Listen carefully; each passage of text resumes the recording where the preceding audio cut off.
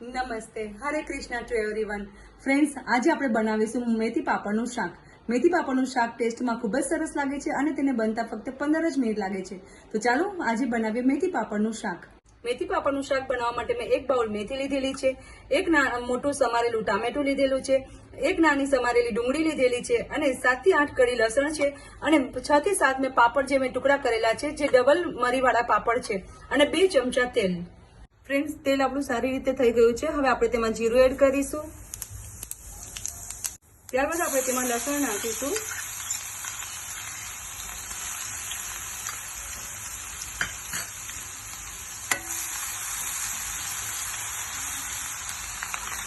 ત્યારબાદ તેમાં ડુંગળી એડ કરીશું આપણે, જે મેં બારીક સમારેલી લીધેલી છે.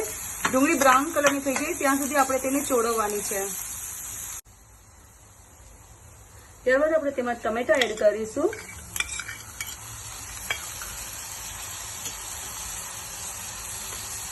ત્યારબાદ તેમાં લાલ મરચું પાવડર,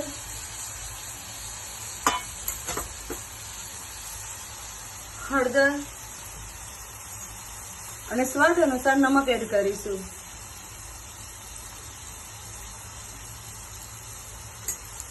ત્યારબાદ મેં જે બારીક સમારેલી મેથી છે એ પણ આપણે તેમાં એડ કરી દઈશું અને સારી રીતે એને ચડવા દઈશું. ફ્રેન્ડ્સ, આપણી ભાજી સારી રીતે ચડી ગઈ છે. હવે આપણે તેમાં 1/3 કપ જેટલું પાણી એડ કરીશું અને ત્યારબાદ તેમાં આ મેં જે પાતી છે પાપડના જે મેં ટુકડા કરેલા છે એ પણ આપણે તેમાં એડ કરી દઈશું. ફ્રેન્ડ્સ, આને આપણે બહુ ચડવા નથી દેવાનું, થોડું થોડું ચડી જાય એટલે આપણે તેને ગેસ ઉપરથી નીચે ઉતારી લેવાનું છે. ફ્રેન્ડ્સ, આપણું મેથી પાપડનું શાક તૈયાર થઈ ગયું છે. હવે આપણે તેને એક બાઉલમાં કાઢી લઈશું. તો ફ્રેન્ડ્સ, તૈયાર છે આપણું મેથી પાપડનું શાક.